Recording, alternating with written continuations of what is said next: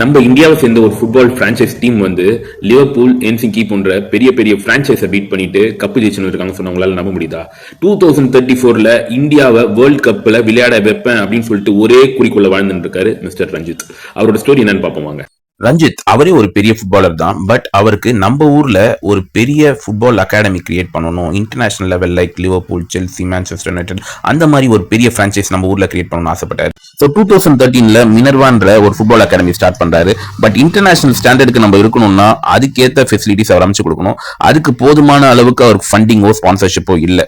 But அதுக்கெல்லாம் அசராத ரஞ்சித் பஜாஜ் அவரோட சொந்த பணம் எல்லாத்தையும் இன்வெஸ்ட் பண்றாரு. அதெல்லாம் பத்தலன்றனால அவர் ஒய்ஃபோட நகை, அவருக்கு இருந்த சொத்து பத்து எல்லாத்தையுமே டோட்டலா இதுல இன்வெஸ்ட் பண்றாரு. ரிசல்ட்ஸும் பொறுமையா வர ஆரம்பிச்சது. 2017-18 அந்த ஐ லீக் வின் பண்றாங்க, அப்புறம் சுப்ரோட்டோ கப் வின் பண்றாங்க. இதெல்லாம் விட ரொம்ப முக்கியமான விஷயம், இந்தியா அண்டர்-17 வேர்ல்ட் கப் டீமுக்கு 8 பிளேயர் வந்து இவங்களோட அகாடமில இருந்து போனவங்க தான். இதெல்லாம் எப்ப பீக் ஆச்சுன்னா 2025 நார்வே கப் ஃபைனல்ஸ் ரீச் ஆகிறாங்க. அங்க வந்து பல இன்டர்நேஷனல் ஸ்டாண்டர்ட் டீம்ஸ், யூத் டீம்ஸோட கம்பீட் பண்றாங்க, வேற ஒரு எக்ஸ்போஷருக்கு போறாங்க. இதுக்கப்புறம் தாங்க மெயின் பிக்சரே.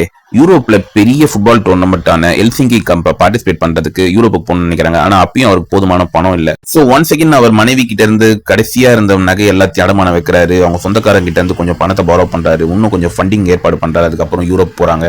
அங்க போயிட்டு 6-0 பெரிய ஸ்கோர் மார்ஜினல் லிவர்பூலையும் 1-0 கணக்குல என்ற பெரிய பிரான்சைஸை தோக்கடிச்சு எல்சிங்கி டோர்னமெண்ட்டை சூப்பரா ஜெயிக்கிறாங்க.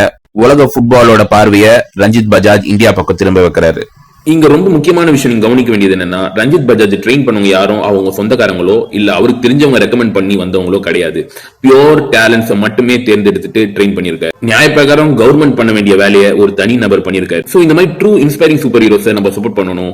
கவர்மெண்ட்டும் இவருக்கு பக்கத்துணையா நிக்கணும். 2034 இந்தியாவை வேர்ல்ட் கப் அரேனால பார்ப்போம். See you next video. Jai Hind.